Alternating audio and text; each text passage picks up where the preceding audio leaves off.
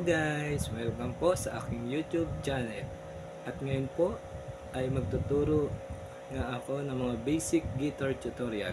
At ngayon nga guys, ang aking pong ituturo sa inyo ay ang kantang Kasalanan Ba ng bandang Men Oppose. Sa kanta po na ito ay mayroon lamang po tayong 5 basic chords na gagamitin. At yan po ay mga chords na G, E minor, C, D, at A minor. Okay, so start na nga tayo guys. Sa ating verse 1 ay gagamit lamang tayo ng 4 na chords. At yan, ang chords na yan ay G, E minor, C, D. So, sa unang verse lang po ng ating kantang to ay puro, sa strumming po natin ay puro isang bagsak lang. Ganito po. Nasa isang tabi, hindi mapagaling ang nakaraan, minumuni-muni. So yun guys, nakita niyo po sa unang line ng kanta ay puro isang down lang po ang bawat chords. Ay, ganyan po. Nasa isang tabi, hindi mapatuloy ang nakaraan, muni-muni. Then sa susunod na line guys ay ang strum niya po ay up, up, down, down, up. Okay po. Okay, so continuous ko lang guys ha. Ganito po. Nasa isang tabi, di mapapali ang nakaraan, muni-muni. Di nagkaros na iwasin, bakit nagkalayo? Ngayon ako sa ligo, ako nang wako sa iyo. Kaya tayo'y magkalayo, walang nagawa kasalanan, kundi ang mahal sa'yo ng lubusan. Okay guys, yan po ang ating verse 1. So proceed na po tayo sa ating pre-chorus.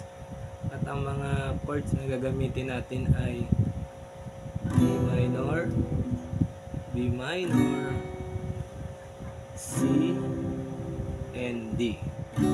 Then ganun pa din po yung strum natin gagamitin. Down, down, up, up, down. Down, down, up, down. So, try po ulit natin kantahin mga ka-channel. Watch this. Di may natutunan sa aking karanasan. Oh no!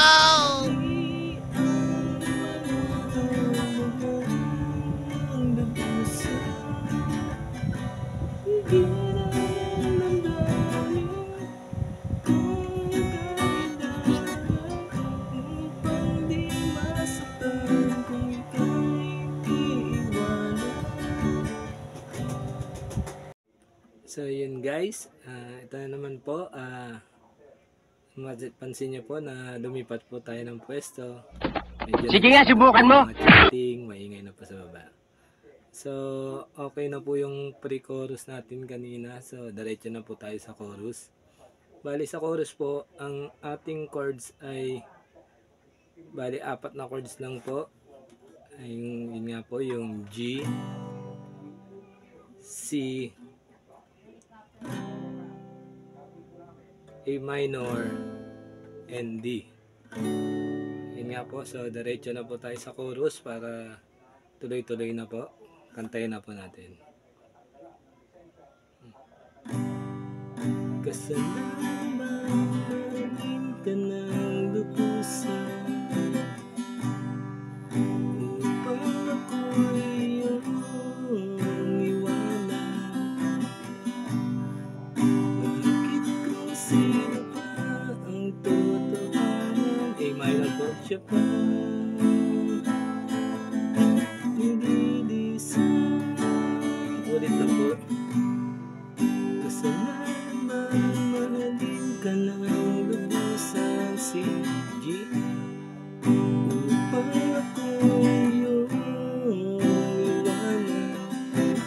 G, bakit kung sino pa ang totohanan, ay siya pa nililisang. So yun po guys, buo na po yung ating kanta. Ulitin lang po yun sa susunod na verse 2, ganun lang din po. So kung gusto nyo pa po na makita yung iba ko pong tutorial sa aking vlog, please follow lang po yung aking channel. Bye guys, thank you po.